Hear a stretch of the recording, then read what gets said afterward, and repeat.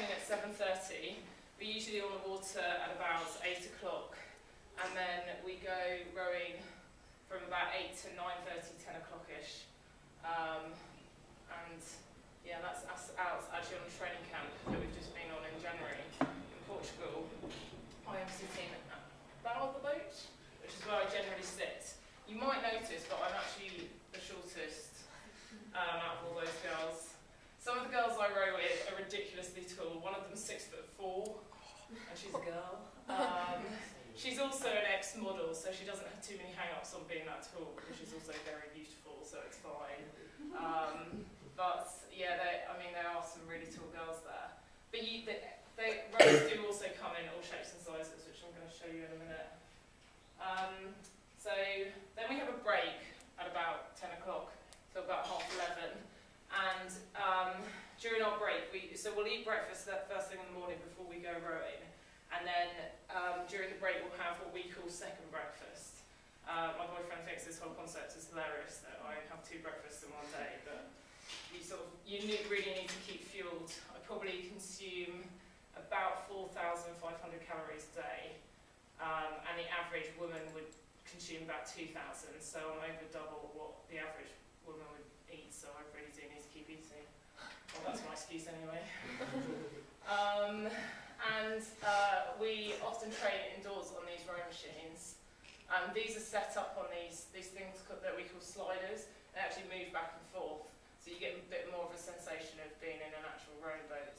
These are just 3 of the girls that I train with. And then at about 1 o'clock, we'll have lunch, refuel again, and then on a standard day between 2:30 and 4, we'll also do some weightlifting, and that's a really attractive picture of me in squat position. Yeah, weightlifting is pretty important to rowing. It sort of builds your muscle mass up, so we do quite a lot of that. And yeah, as I say, we normally train about 3 times a day. The occasional day will be twice a day, and we normally get a day off once every sort of 3 or 4 weeks.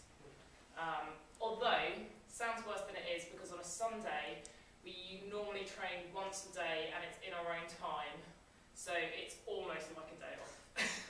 Not quite, but almost. It's better than being, after training at 7:30, because we can do it whenever we like. How do you keep motivated, within such a stressed out race?